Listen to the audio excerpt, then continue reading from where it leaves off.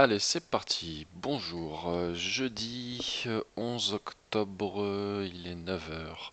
Il s'est passé un truc au réveil des Asiates cette nuit. C'est cette belle chandelle rouge. Ici, à 2 heures du matin.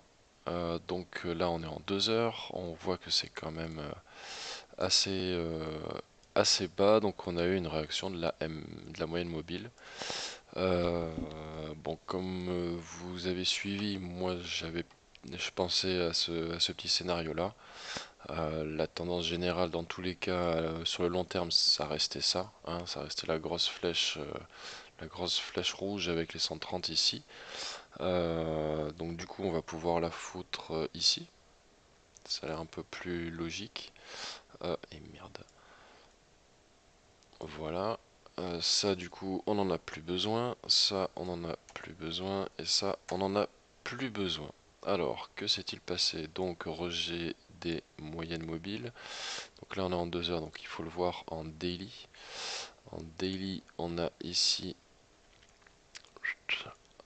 Alors là, c'est passé en gris parce qu'on est sur l'indicateur journalier, pas sur l'indicateur 30 minutes.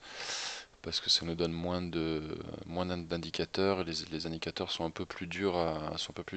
Il faut que je raccourcisse juste un peu la RSI parce qu'on tape quasiment jamais les plus ni les moins, ou sinon vraiment dans des cas extrêmes comme ici. Et là par exemple on ne l'a pas encore touché. Donc pour répondre à une question qui a été posée sur le groupe, est-ce qu'il faut partir short ou est-ce que ça va remonter? Alors à moins que l'on prenne ça, ce qui pourrait être une dernière possibilité. Là, aujourd'hui, quand on regarde ça, euh, on est parti plus ou moins pour descendre. Alors, un rebond, ça remonte, ça peut venir toucher juste ça. Si ça vient toucher juste ça, c'est ce support-là qui devrait jouer. On va le baisser un petit peu d'ailleurs, c'est plus là. C'est ce support-là qui devrait jouer. Euh, Et on rattraperait du coup ensuite, ça serait un triangle un peu plus élargi, parce que là on a vraiment les deux, on a gardé, vous avez vu, j'ai juste décalé ça un tout petit peu la pente, mais pas énormément. Ça resterait le dernier scénario. Alors j'y crois pas beaucoup, mais comme j'y croyais pas beaucoup hier non plus à cette chute, pas vraiment prématurée, mais disons que ouais, j'avais pris en compte un peu toutes les news qui étaient un petit peu bullish en me disant bah, pourquoi pas, effectivement on est dans une configuration qui pourrait le permettre. Mais ici, on a eu un rejet direct. On n'est pas allé chercher les 250 pour faire croire et ensuite redescendre. C'est parti traditionnellement, comme dans tout cône de compression, comme ce qui s'est passé ici. Donc la reproduction de ça, comme bon là c'était trop marqué, c'était vraiment la réaction de cette grosse chute. Donc vous voyez les croisements ici sont perpendiculaires, donc c'est très très violent. Donc c'est des grosses corrections et quand on sait que c'est comme ça, on sait que ça va encore osciller pendant un bon moment. Et ce qui moi me faisait un tout petit peu réfléchir, c'est que là on était quand même beaucoup plus plat que les fois précédentes, si ce n'est celle-ci. Mais cette configuration-là, plus les news, pouvaient faire penser que. Alors en daily, on est toujours ici avec une MACD qui remonte. Pourquoi elle s'est foutue là, celle-là? On s'en fout de l'avoir. Euh, on est quand on prend une MACD longue, vous voyez, on a eu une grosse phase de baisse, toujours pas de sel. On est en train de remonter, il va y avoir le croisement là.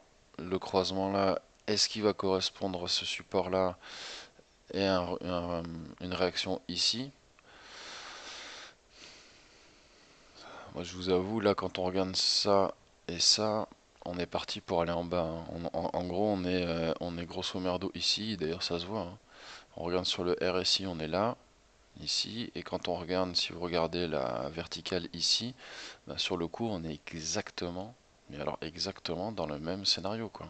On arrive au palier, ça va stabiliser, ça va ranger entre 195 et 205 pour notre cas, alors que là ça rangeait entre 450 et 480 on va dire. Là on est deux fois moins, 190, 210, allez 205. On est vachement vertical, on devrait encore faire une descente. Donc le scénario privilégié, c'est que c'est enfin cette putain de flèche rouge qui se met en place. On va enfin pouvoir choper théoriquement notre Ethereum aux alentours des 130 Tether. Ça fait du 125. Où est-ce qu'il est, ouais, il était là. La première phase. Donc ça, c'était la première phase. Il y a un deuxième scénario possible ici.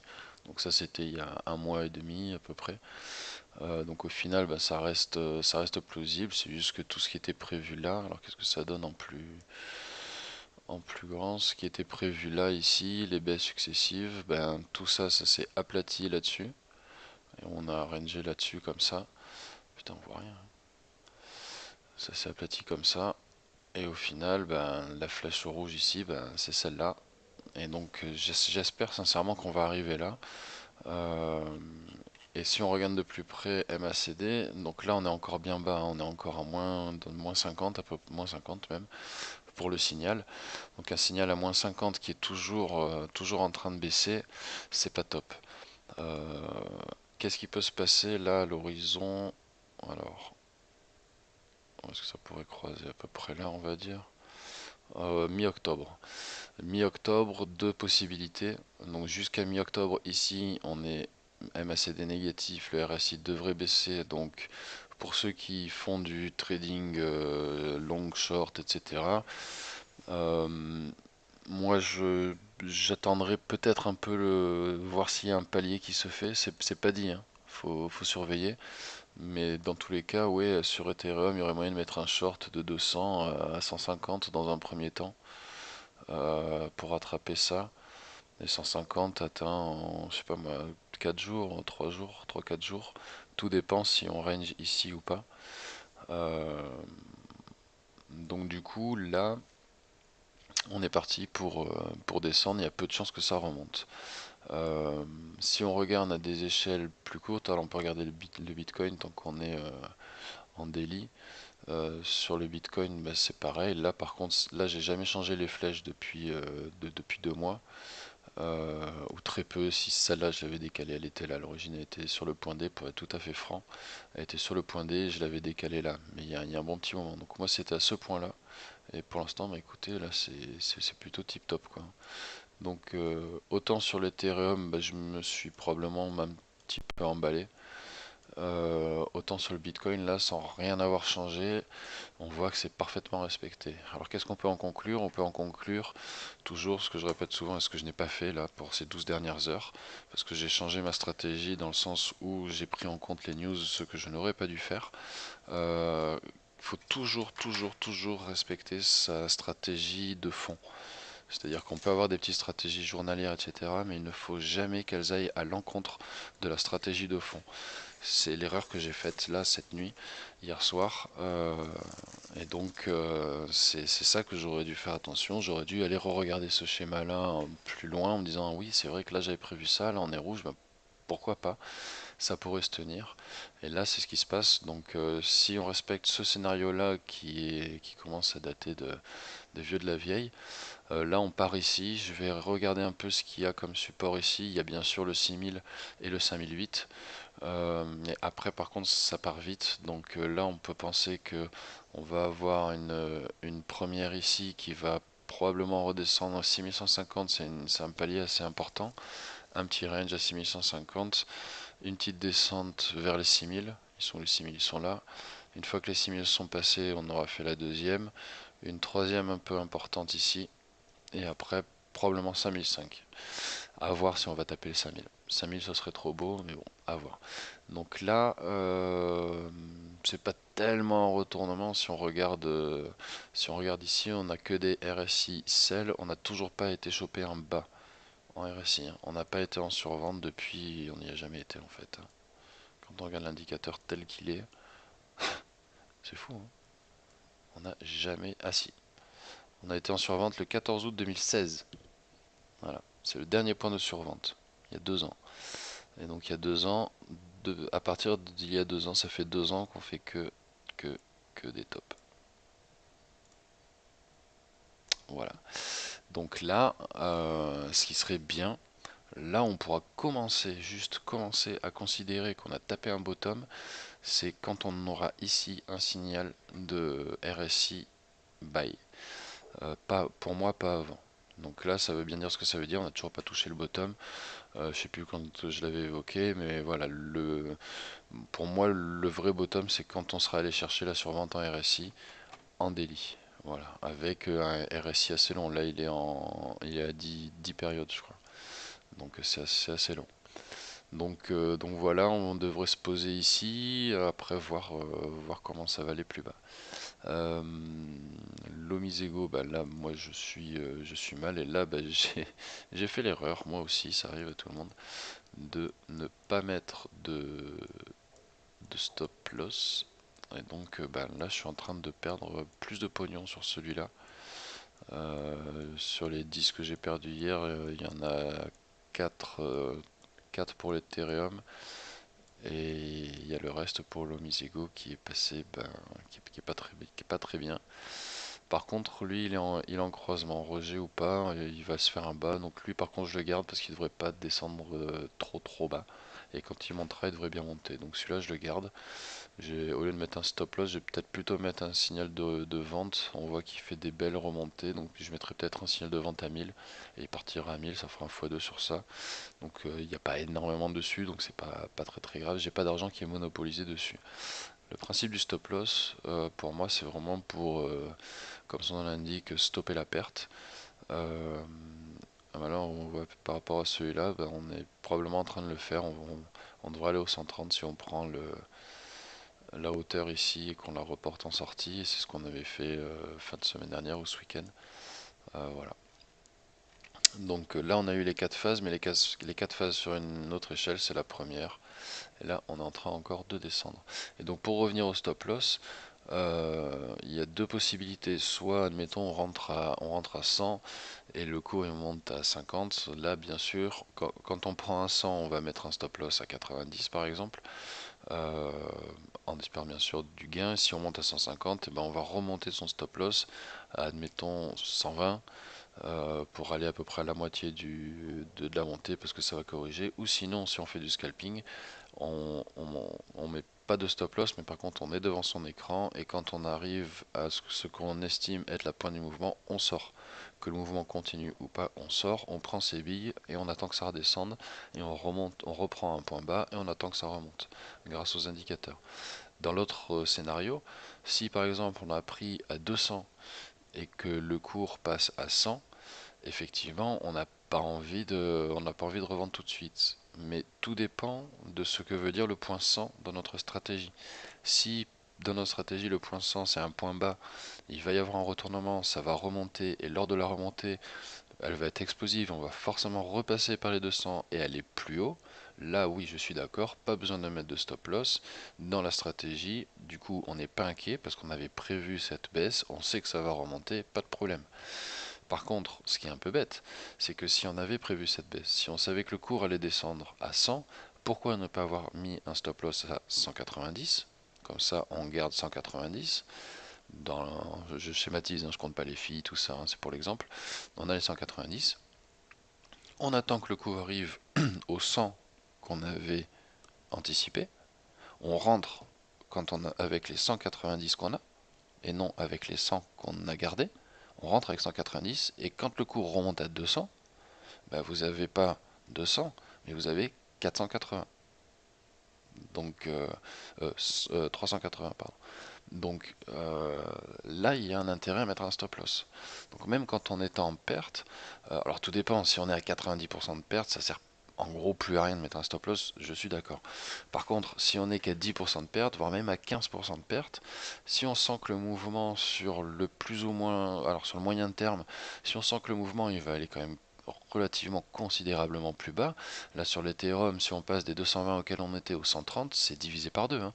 Donc vous avez mis 100 euros, il vous reste 50, moins les filles d'entrée et de sortie. Donc c'est pas bon quoi. Donc à ce compte-là, autant sortir quand on sent que ça a baissé, même si on est à 15% de perte, si on sent que le mouvement il va descendre à 50%, on sort au 15%, on perd quelques plumes, on attend le point bas, on reprend le point bas. Comme ça, on retrouve son portefeuille qu'on avait avant la perte beaucoup plus rapidement. Et donc, dès le début de la reprise, dès que le cours reprend à peu près les 15%, en admettant qu'on chope le bottom du bottom, mais dès que ça reprend 15% par rapport à votre point d'entrée, vous avez récupéré vos billes. Et quand le cours remonte au niveau qu'il avait quand vous auriez dû sortir, bah, vous avez beaucoup plus que si vous étiez resté dedans. Donc c'est pour ça que pour moi, moi ça m'arrive de ne pas mettre de stop loss, mais quand je fais de l'intraday et que je suis devant mon écran, dès que je sais que je vais devoir aller faire des courses, aller manger quelque part, sortir, partir en vacances ou ne serait-ce que dormir, généralement je mets des stop loss parce que c'est toujours dans ces moments-là que ça se passe. C'est entre midi et 2 quand vous êtes en train de manger, c'est le soir entre 19h30 et 21h quand vous êtes en train de manger et que vous ne pouvez pas être devant votre ordinateur parce que vous avez des choses à préparer, etc.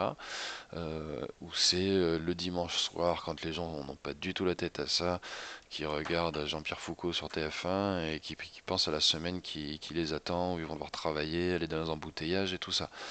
Donc c'est toujours dans ces moments-là que ça se passe.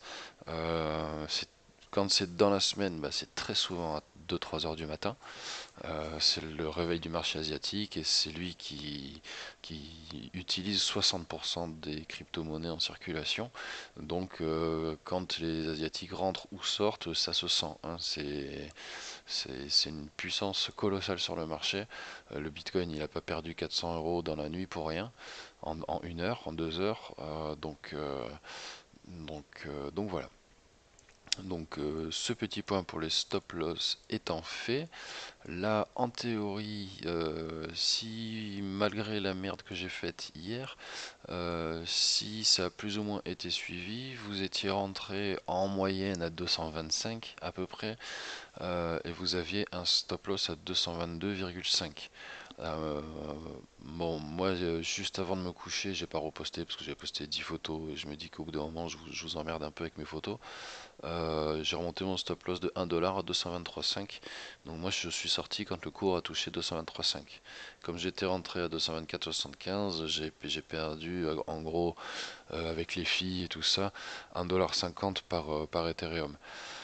Donc c'est pas très grave, le gros de la perte je l'ai pas du tout subi, je suis sorti. Donc théoriquement si vous avez plus ou moins fait ce que j'ai fait, vous êtes dans la même situation que moi. Là vous avez pas la banane parce que vous aurez bien aimé que ça tape le 240 ou le 250 pour vérifier ce que vous aviez prévu. Ça fait une semaine, 2 semaines que vous vous trompez pas trop, on va dire. Donc on se dit pourquoi pas que ça continue, mais non. Donc il y a un petit peu ce petit regret, si on peut dire, que ça n'ait pas été topé comme ça. Mais bon, ça pouvait être prévisible. J'ai pas été assez fin hier. J'ai pas assez dézoomé, même si j'avais déjà dit que si on regardait en daily, on était dans une tendance baissière. Euh, le, le but de ce qu'on a fait ici, de ce qu'on a fait ici, de ce qu'on a tenté de faire ici, c'était de profiter des petites remontées qui sont entre ce mouvement. Donc ça a marché 2 fois. Une fois, une toute petite, c'était que sur la fin. Celle-là, on l'a bien prise. Celle-là, par contre, non. Mais grâce au stop loss, on est encore dans la course. Donc du coup, là, on va attendre que ça descende. Alors, se choper un bas, ça peut prendre du temps. Là, par contre, quand on voit une grosse mèche rouge comme ça en daily, on peut se dire que le couteau tombe, hein. Je vous rappelle la phrase que tout le monde connaît, mais ça mange pas de pain, on ne rattrape pas un couteau qui tombe. Là, ici, sur TradingView, les graphes daily se remettent à jour à 2 heures du matin. Alors, je sais pas si c'est une coïncidence, je sais pas s'il se passe quelque chose de particulier à 2 heures du matin, je sais pas si juste avant que les réveils des Asiatiques sonnent, les exchanges asiatiques profitent de 1 minute pour faire des opérations qui commencent à faire peur et les Asiatiques qui se réveillent qui amplifient. Ça, je sais pas, je vous avoue, je me pose un peu la question parce que c'est quand même bizarre que à chaque fois, les gros mouvements, alors celui-là peut-être pas, peut-être que je vais me planter sur celui-là, il faudrait zoomer sur celui-là, mais bah tiens, on va le faire, hein, on sait jamais, alors on va voir si c'est une lubie de ma part ou autre, donc c'était le 5, donc on est où la 10, 9, Ah ouais, mais non, mais là il est parti vachement loin ce con. Si on regarde ça par exemple, c'était quand ça? 4 heures du matin. La première. Ah non, 17 heures celle-là. 22 heures, donc là non, mais bon, c'était pas une. C'est une baisse rikiki par rapport à celle qui arrive en bas. Ouais, 10 heures du matin. Ouais, c'est pas. C'est pas systématique, hein. 8 heures du matin. Mais souvent les pires se passent la nuit ou le matin, hein, minuit. Les petites, c'est la journée, c'est l'Europe qui réagit, j'ai l'impression. Et ceux qui initient les mouvements, c'est à chaque fois dans la nuit, hein, à 3 heures du matin. Donc ouais, à 80% quand même, c'est la nuit que ça se passe. Donc les nuits sont dangereuses sur les cryptos. Et pardon, 198, ça continue. On teste plus ou moins le support là en 1 heure. Euh, mais dangereux, hein. Risky business. Risky business. Alors par contre la MACD, elle est passée au moins 4. Donc là ça va être pas mal. Ça commence à être pas mal. Donc là on pourrait avoir une petite réaction ici. Une petite réaction ici, une petite remontée pour laisser le temps à la moyenne mobile ici de revenir et de refaire un rejet. Donc c'est ce qu'on peut observer ici par exemple. Généralement quand on a des désolé, quand on a une baisse comme ça, ce qu'on est en train de voir là, on en est là en gros dans le mouvement ici. Généralement ensuite on a un petit rebond, ça remonte un petit peu pour que la moyenne rapide retrouve la moyenne qui se fait rejeter. Donc là on a quand même un bon. Je vais attendre. Je sais pas si je dois attendre le retournement de la MACD. Ce sera peut-être trop tard. Il y a peut-être un truc à faire là, de 200 à 205, mais est-ce que le jeu en vaut la chandelle? Ouais, j'ai peut-être testé. Sincèrement, j'ai peut-être testé aux alentours de 200 là. Mais ne m'écoutez pas, s'il vous plaît. Ou si on mettait des stop-loss. Mais après, j'ai mal dormir. Mais ouais, là, on pourrait tester. On pourrait mettre un point. On pourrait mettre un achat à 196. 196, il va retourner faire un petit tour ici, là. 196. On met un ordre d'achat. On met un stop loss à 195, 194, c'est trop dangereux.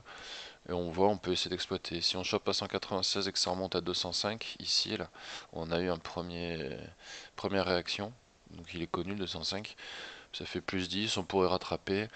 Euh, on va dire c'est toujours ça de prix, quoi. Donc ouais, je vais tester de mettre un ordre d'achat ici, moi, 180, 195,5 et 196. Avec un stop loss ensuite. Mais il faudra que je sois devant l'écran parce que tant que mes ordres d'achat ne sont pas passés, je ne peux pas mettre le stop loss correspondant. Voilà tout. Si on passe en 1 heure. Ouais, 1 heure, le best buy qui est là alors que la MACD n'est pas encore en train de relever. Là, c'est encore trop vertical. C'est encore trop vertical. Ouais, en plaçant un ordre d'achat 196, ça correspond au bas là. Ça peut être jouable. Donc intraday, ouais, on peut jouer l'ordre d'achat à 196 et point de sortie vers les 205.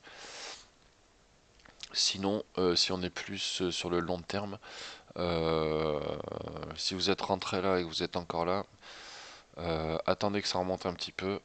Essayez peut-être de sortir là. Si vous sortez à 205, ça sera peut-être pas. Vous aurez récupéré 10 par rapport à la perte de cette nuit. Là, ça serait peut-être pas mal de sortir. Décidément, oh, pardon.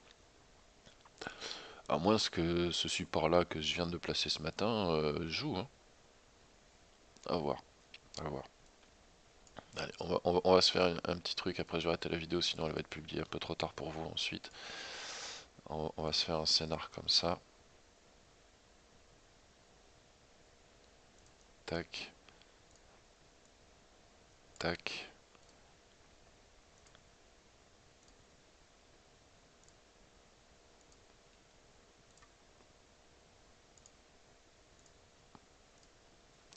Voilà. Bien sûr, il reste la mouse ici, hein.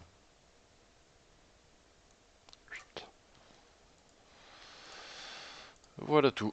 Donc oui, oui, petite surprise cette nuit. Désolé, il y a une toute petite erreur de ma part. J'aurais dû un peu plus interpréter ça. Voir que c'était la troisième fois qu'on était en fin de drapeau. Ce drapeau-là a été craqué. On retourne dans un drapeau plus grand qui peut lui refaire un rebond parce qu'on n'est pas encore dans cette zone-là. Donc lui il pourrait encore remonter. Donc ça pourrait être jouable. Donc pour moi, je vais tester sincèrement de plus en plus, à force que je le dis, ça me tente bien. Je pense que je vais tester l'ordre à 196. Voilà. Et on se tient au courant, j'en referai une dans la journée parce que là, il se passe quand même quelque chose d'assez important. Voilà. À tout à l'heure donc, et bah, n'oubliez pas de bien, bien surveiller, de mettre un peu de sécurité dans tout ça parce que les cryptos c'est quand même vachement chaud. Une petite annonce d'ailleurs, si vous n'avez pas vu, hier il y a la bourse de New York qui a fermé avec un très mauvais exercice. Elle a perdu en gros entre 3 et 4% les plus gros titres, le Standard and Poor's, le Dow Jones, tout ça. Ça a énormément baissé, donc baisse de confiance. Donc est-ce que c'est ça qui expliquerait en plus de ça? Mais pour moi, les cryptos sont pas vraiment liés à la bourse, donc il n'y a pas vraiment de lien.